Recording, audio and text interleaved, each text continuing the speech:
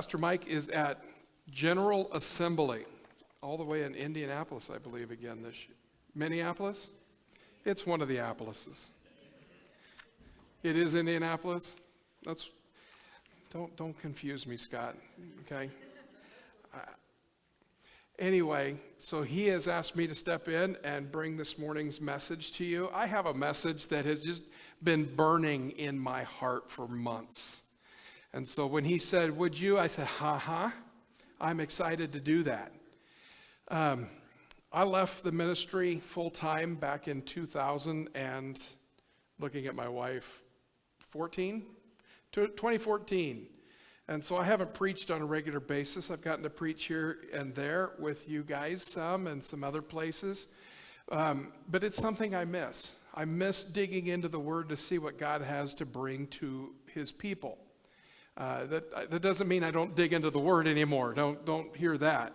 But I became a teacher at a high school, and most currently here at Malala. And they don't listen to you preach very well at the high school. Am I right, Tim? I think that's why he finally retired. He just got tired of nobody listening to his preaching. But there was a term that I learned in my math class that I was unfamiliar with. It came from some of my students, as most of the terms do. Things like yeet and words that just didn't make any sense to me. But this one, the words were real English words. And I was like, well, what is that? Because I'm not the sharpest tool in the shed. I will be the first to admit that. If you want to know about math, I'm your guy. Common phrases in today's language and society, I'm the old fart. Okay, I'm happy to admit that. And I was like, what is that term mean? Fortunately, I didn't ask that out loud. I've learned that lesson. You don't ask the kids, what does that mean? Because then they're like, okay, boomer. But that phrase, rickrolled. Oh, I hear it going throughout. Oh my goodness, oh no. Rickrolled, there you go. Okay, you would look at it at an email or a text and like, hey, you've got to see this, click this link. And of course, some of us are stupid enough to actually click the link. And Chauncey, you sent me a link yesterday. You know how afraid I was to look at that link just because of what I knew was going to be up on the screen today? Okay, his was about 2 bullets actually hitting in midair. It was really cool. They finally were able to do that. But you don't click on links you don't know without a thumbnail or something. And of course, you click on the link, and of course, that meme that was just up there would show up. It's like, you've been rickrolled. And I'm like, what is a rickroll? Well, it's based on the song that comes from the 1987 #1 world hit by Rick Astley. Never Gonna Give You Up. Our worship leader, everybody. It was the internet sensation for a long time. I think still it has some relevance in today's things. I'm looking at the young persons over here. And this message, oh, you were so frustrated. You click on it thinking, oh, this is going to be a cool video. And it's Rick Astley. You've been rickrolled. Anybody ever have that? Anybody willing to admit that happened to them? Chauncey, okay, we got some back in the back, and Chauncey's like, How many of you sent it to, Chauncey? That's my question. Now, what in the world does rickrolled have to do with a sermon about reckless love? Well, if you know the lyrics of this song, you understand. And of course, being a child of the 80s, I know this song inside and out. It was #1 for weeks. For a long time. They still play it on a lot of radio. It's classic now. I hate to admit that that's a classic song. But the lyrics, never gonna give you up. Never gonna let you down. Never gonna run around and desert you. Never gonna make you cry. Never gonna say goodbye. Never gonna tell a lie and hurt you. Now, imagine it's not Rick Astley singing those words. Imagine it's Jesus Christ telling you those things. You know, There's a movie from, again, aging myself, Whoopi Goldberg was in. I actually watched it the other day. Anybody know the one I'm talking about? Right? She becomes a nun. Right? There you go. She becomes a nun because she's in hiding, and she's having, what the cops do when they're trying to protect, witness protection. And she goes in and she revamps all the music because she's a lounge singer. And she takes all of these secular songs and then she turns them into praises and hymns for God. If you haven't seen it, it's really cute. It's got some great music in it and it's a lot of fun. Sister Act 2, not so much. Just like most sequels except for Empire Strikes Back, okay? You knew I had to get a Star Wars in there. I had to ask, though, Angela, is Yoda the younger brother of Yoda, where you grew up? Did you expect better? The whole point of this illustration is that if we take those lyrics and we look at them coming from God, I'm never going to give you up. I'm never going to desert you. I'm never going to do anything else. I'm going to focus on you. We realize that there's something behind this. It's a reckless love. You see, God is the master of the Rickroll. How many times in your life have you been praying, been worrying, you've been doing something, and God gets a hold of you, says, hey, you got to check this out. And what's the response? You haven't been rickrolled, but you've been recklessly loved. All of a sudden, I didn't think this was going to work. I didn't think we had any prayer making this happen. I was at my darkest, deepest, worst point, and all of a sudden, God snatched me out of that. Because he's never going to desert us. Never going to lie to us. I can't say that about anybody else in my life. I can't promise that I won't do or will do the things that are in that song 100% of the time. Only God can show us that love recklessly. Romans 5:8 says, but God demonstrated his own love for us in this: while we were still sinners, Christ died for us.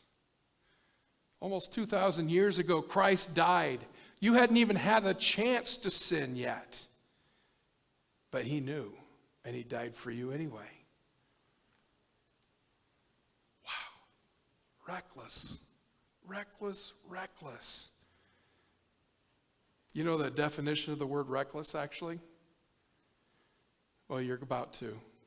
It's of a person or their actions. This comes right out of the dictionary. Without thinking or caring about the consequences of an action. Anybody in here ever been reckless about anything? If you've been a teenager, you should be raising your hand. If you're being honest, you should have raised your hand. We've all been reckless about something, not thinking about the consequences of our actions. My wife asked me out on our first date. I know, reckless, right? She didn't think about 30 years later what's going to be here. Reckless. I said yes because I was desperate. That's a whole different thing. I found somebody that loves me, though. And I love her with all of my heart. I don't want you to think that I was just saying out of desperation, yes. I'm going to be in so much trouble after this is over now that I think about that. I have the keys to the car, so at least I get to go home with you. There's a story about reckless love in the Bible. I know that you've probably heard it if you've been around church for more than 10 minutes. But it's one of my favorite stories. It's out of Luke chapter 15. Then Jesus told them this parable. Suppose one of you has 100 sheep and you lose one of them. Doesn't he leave the 99 in the open country and go after his lost sheep until he finds it? Now think about the recklessness of that. You've got 100 sheep, you lose one. So what do you do with the 99? You just leave them out there in the pasture, in the open country to go find the one. That just smacks recklessness to me. And when he finds it, he joyfully puts it on his shoulders and goes home. I always had a problem with this verse. I don't think it's out of joyfulness they put it on his shoulders. He's like, nope, you're not getting away again. Got to carry you back. But joyfully he does it, and then he calls all of his friends and neighbors together. He says, rejoice for me. I have found my lost sheep, and we're going to have mutton tonight. Oh, that's not in there. I tell you that in the same way, there will be more rejoicing in heaven over the one sinner who repents than over the 99 righteous persons who does not need to repent.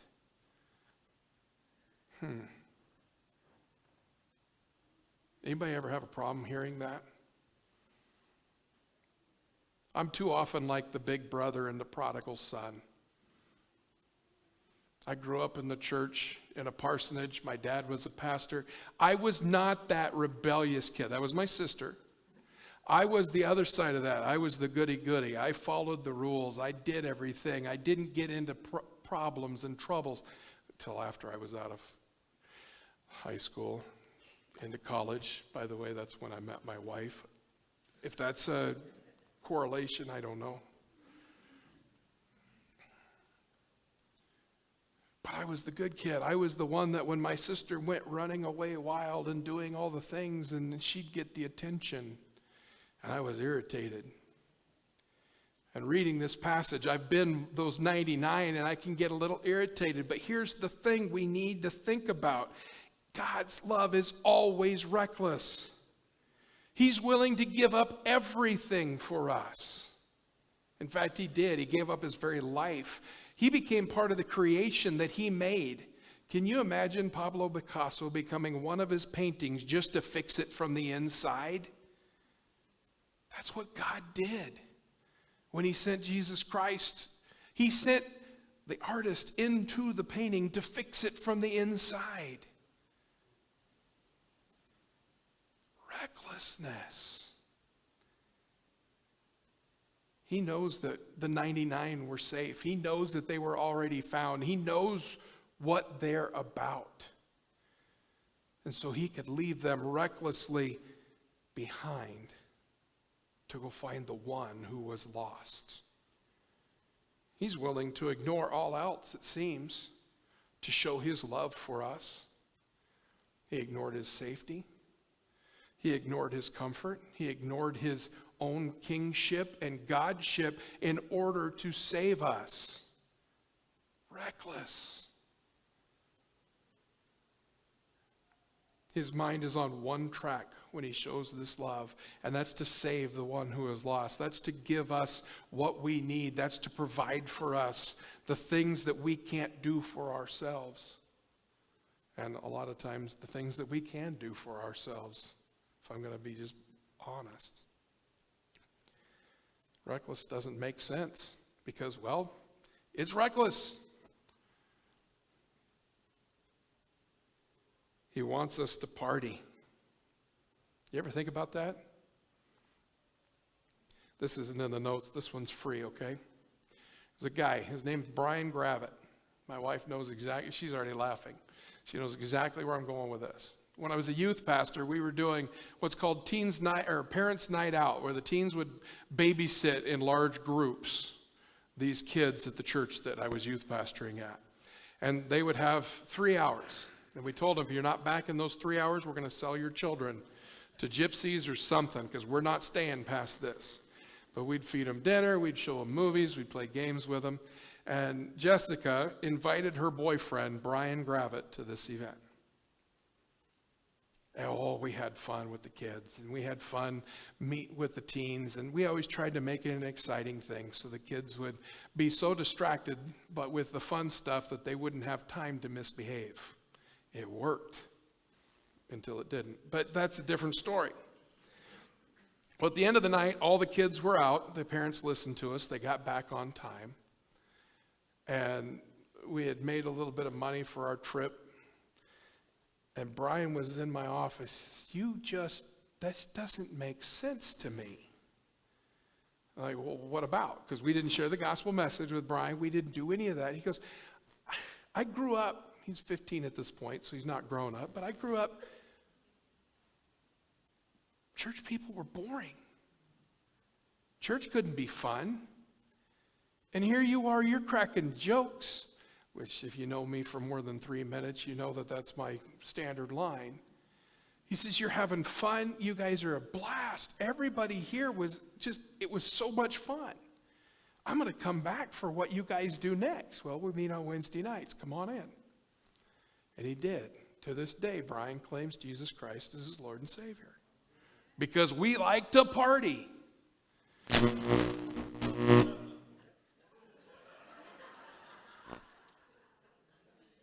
I'm going to take that as an affirmation. That was the remix. He doesn't ignore us when he goes looking for the lost at all. We're already found. And when he brings that lost one, what should we be doing? We should be celebrating, because you know what he did when he went after you, when he went after me, and he brought us back? There was a party in heaven. Think back to the moment that you decided to follow Jesus and you told somebody about it. What was their reaction? That's amazing, I hope. If it wasn't, we got some work to do. But there's a party that goes on when Jesus saves a lost one. And I said those words very intentionally. Jesus saves the lost one. I might be the one to tell them about Jesus. I might be the one to show them all the evidence about Jesus. I might be the one that prays with them through that. But I did not save them. God's reckless love saved them. So yesterday, I get to brag a little bit. It wasn't a good day. It was not. I've been selling it for our new business at farmers markets. I didn't even sell enough items to cover the fee of the booth yesterday. 4 hours I'm there. I had to set it up by myself, tear it down by myself, because the people who usually help me couldn't be there. And so not only am I there for 4 hours, meeting 100 people or more, I sold 2 items. Frustrating day for all of that work. So I knew that I was going to go spend the afternoon with my dad. So I load everything up. I get home. I haven't watered the plants. So I got to go water the plants before I can leave to go fishing with my dad, which is one of my absolute favorite things to do. So I water the plants. Didn't feed the rabbits this morning before I left. Got to go feed the rabbit. So I'm here for an extra 45 minutes to an hour. I've still got to drive an hour to my dad's, and then we got to drive an hour to the reservoir from my dad's before we can even get on the lake. So I get all this done. I'm to my dad's house 45 minutes later than I'd planned. Don't ask me how I made up the 15 minutes. There might be a police officer in here. I don't need that. Get to my dad's house. He wants to show me all the stuff he's been working on, his woodworking. I'm like, Dad, I just want to go fishing. Hi, Grandma. Bye, Grandma. Let's get everything loaded. Got all the gear in the boat. Got all the gear in. We hit the road. We go down to Foster Reservoir. So far, everything's going smoothly from that point. We load the boat into the water. It doesn't sink. Remember to put the bilge plug in, so that's a bonus. Get all the gear in there. My dad climbs into the boat. He gets ready to start the boat, pulls once, loses his balance, goes right over the side of the boat. Fortunately, it was the side where the dock was. So he lands on the dock, very non-ceremoniously, might I add. I'm like, Dad, are you okay? He says, I'm going to do this again. He wants to go fishing just as badly as I do. He gets in the boat, pulls it a second time, starts up. He doesn't fall out of the boat. Bonus. Because I'm not fishing him out. My net is not that big. So we get in, engine fires right up. First time we've had it out in about a year now. So, I mean, that's good news. That doesn't always happen. We get out to the fishing spot that we want to go to. I go to drop the anchor. There is a snarl in the anchor line as big as my head. And I didn't know it. He goes, I set these out. They were all fine when I went to put them. I'm sure you did, Dad. So I finally get the snarl out, drop the anchor all the way down, and then he goes to drop the stern anchor. Guess what? There's a snarl twice the size of the first one. So he's literally pulling this rope, I don't know why he didn't just pull the anchor in, but now he's fighting the weight of the anchor, trying to get this snarl out. And who pulls up to the boat? The sheriff's department. Hey, have you guys gotten your yearly inspection done so you can, just get the sticker on your motor? Yeah, okay, let's do that. I got the whistle right here. Okay, where are your life vests? I hold up my life vest. My dad holds up a stadium seat. Same exact color as the life vests. Evidently stored in the same locker as the life vests. And still trying to get the knot out. I'm like, Dad, you didn't. And the sheriff was like, so here's what's going to happen. You're going to put in, and you're going to go buy a new life vest, because I can't let you be on the water without the proper equipment. And we're not arguing with the guy. We're just kind of ticked off. We'd had this fishing trip planned. He says, but there is an alternative. If you drive around the point, because we were at Foster, and go to the Sunnyside side, they have a loaner station. So we drive around, or I don't know, you don't drive a boat.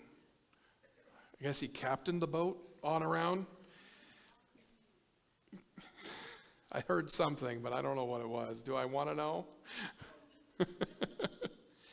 We get around, we tie up to the dock over there. I jump out of the boat because I don't trust my dad anymore to do that.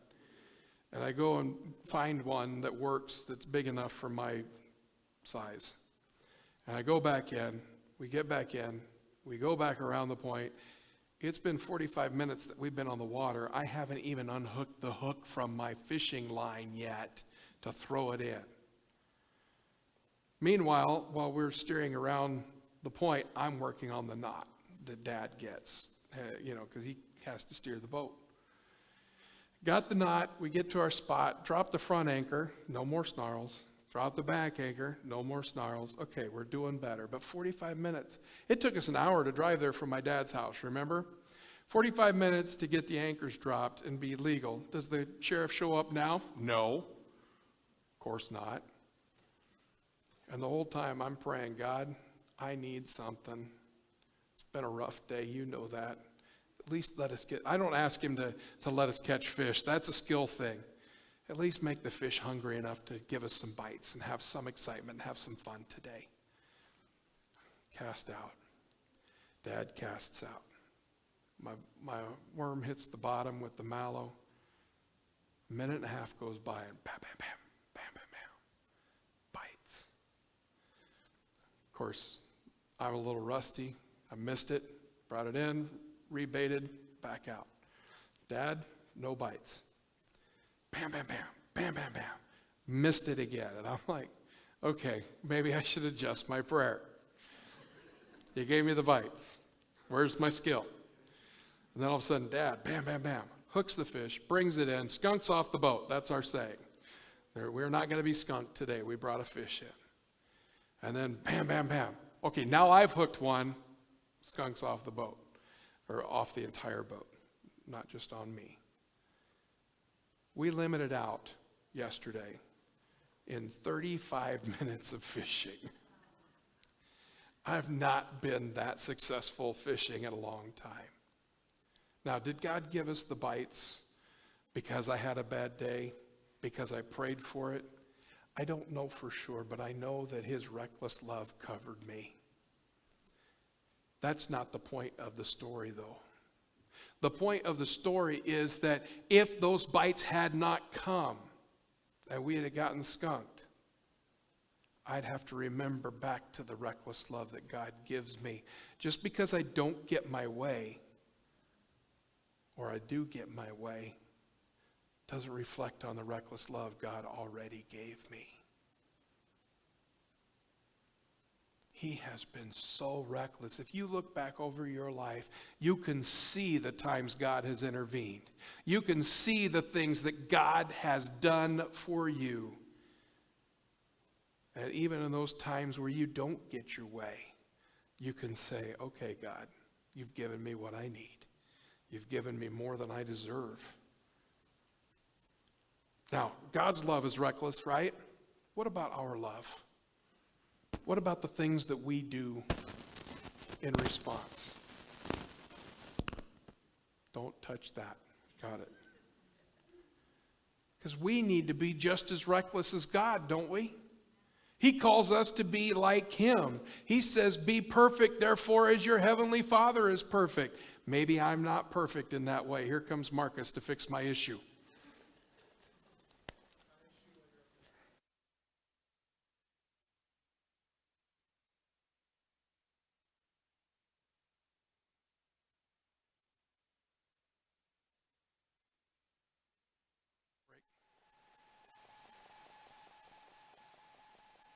Maybe. Am I there? Okay.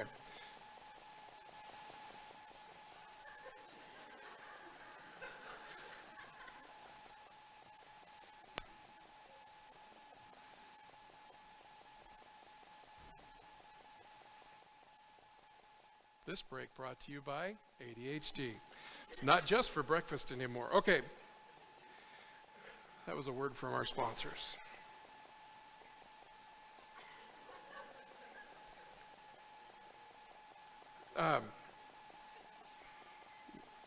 Matthew 13 tells a story about the parable of the sower.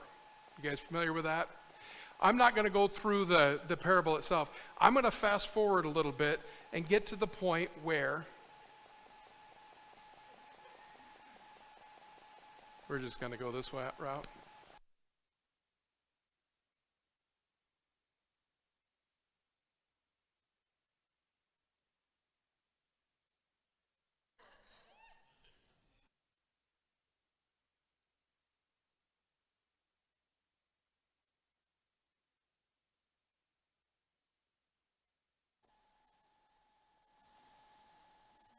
Nope.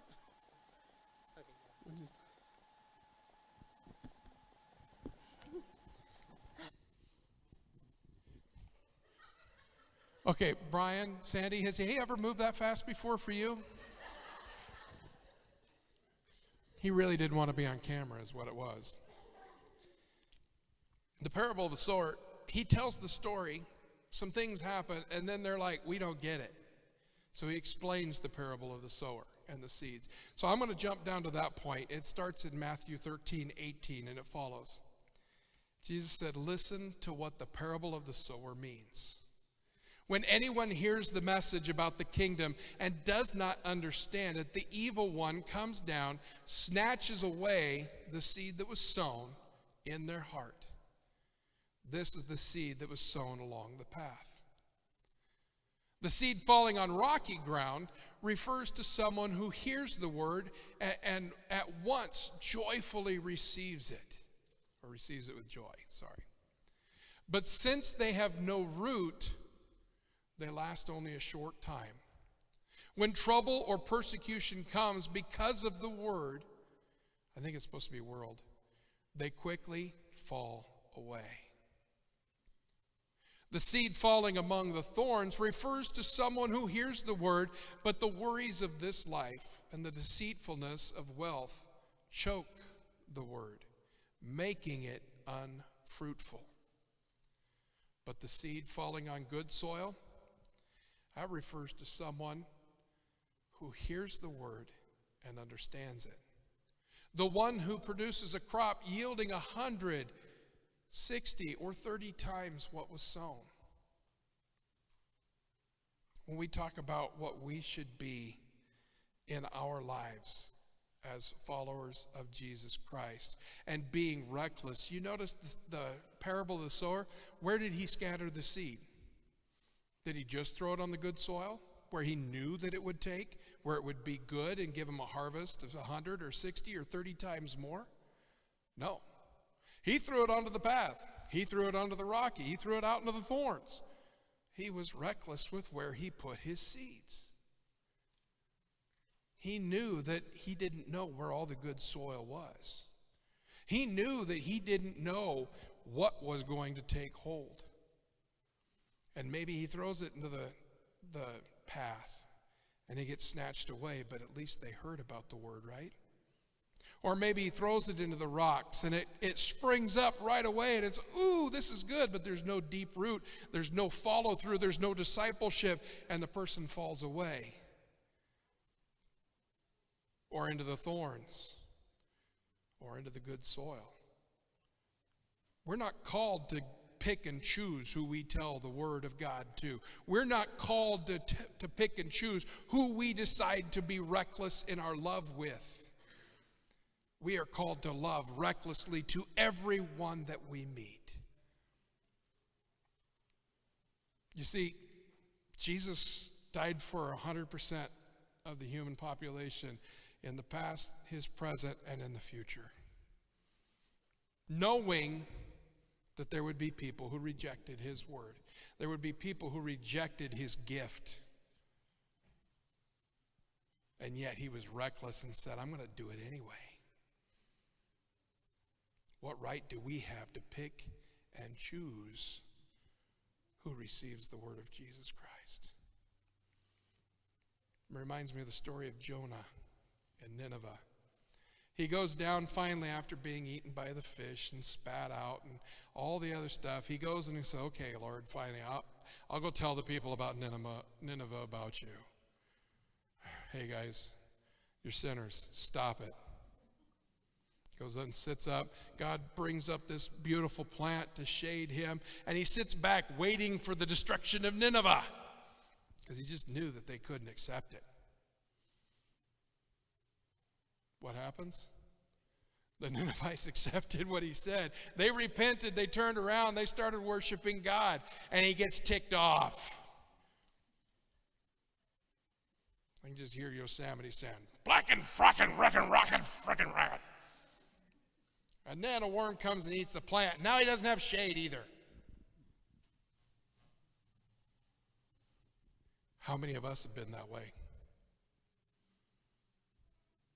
That person doesn't deserve God's love. Well, neither did you. But he gave it anyway because he's reckless with it. I don't know who's going to accept the word. You know, it's been said by people smarter than me, always preach the gospel of Jesus Christ. And sometimes, if you have to, use words.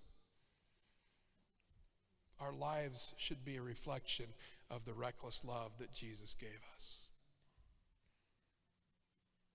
I don't have to worry about who's going to accept it. That's not my job. My job is not to seek and save the lost. My job is to spread the love of Jesus Christ, explain to people who have questions what that means for them. So we need to quit worrying about being safe. We need to quit worrying about, oh, will they reject the gospel? Will they reject me? Well, Jesus knew they were going to reject him, and he did it anyway. Now, what does that look like for us? Yesterday, we had the firewood ministry, right? Maybe that's what it looks like for you. You go out, you chop some wood. You deliver some wood. Do you know we have a guy here in the church that came to our church because we delivered some wood? Hi, Michael. He and his wife they've been coming, and now they're inviting other people to come.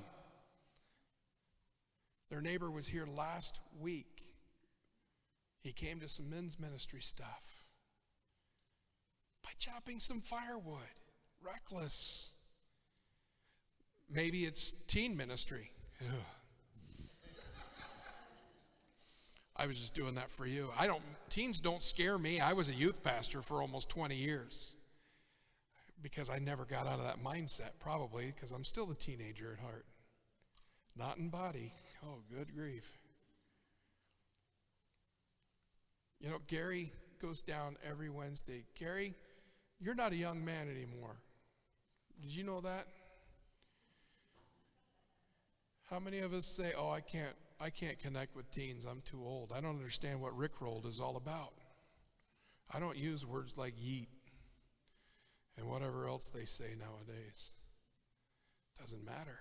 He loves them recklessly. He's down there, and they respond to the gospel message from this guy who doesn't know their lingo, doesn't know their culture, because he's being reckless. Maybe it's the discipleship ministry. Maybe you have the gifts and abilities to teach others what it is to be a follower of Christ. I don't have a cool illustration or somebody to call out for that right now. But it's so important for what we do. Maybe it's women's ministry, huh, Amy? Amy, you were really excited about this right at the beginning, right? You didn't fight it at all.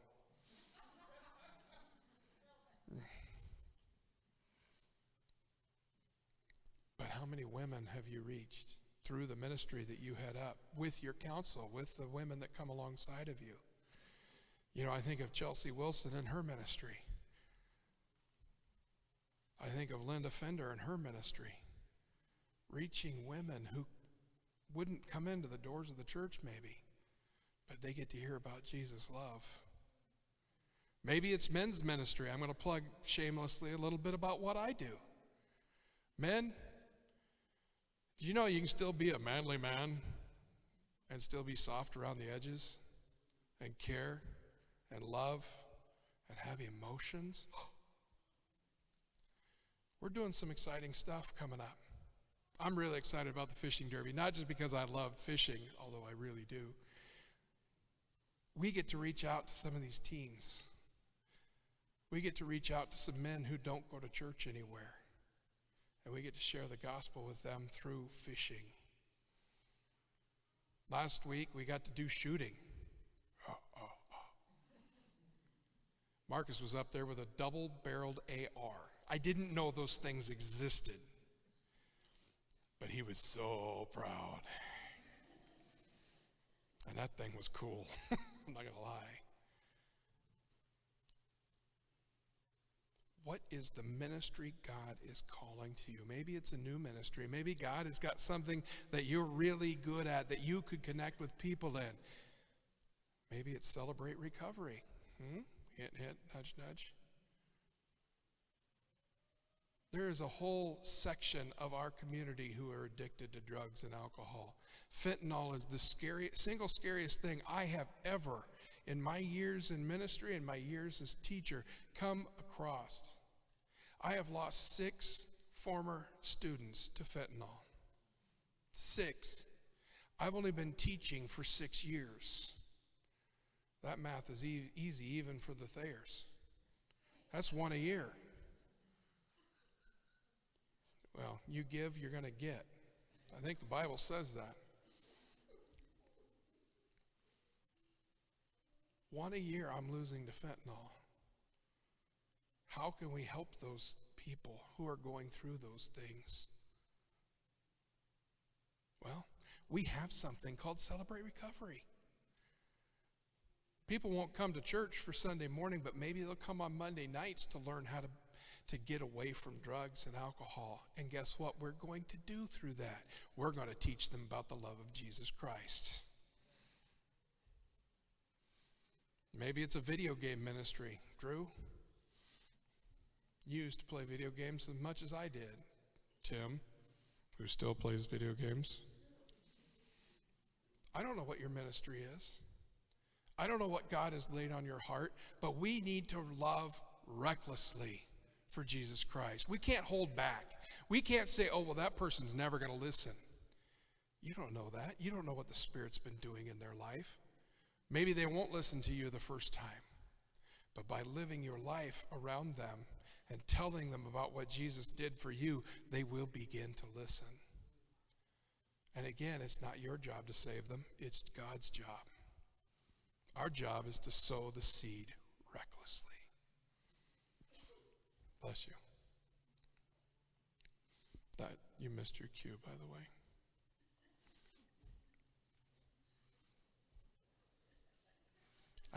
We talked about this. Find a way to be reckless for Jesus. He was reckless for you. He gave up everything, much more than we will ever be asked to give up.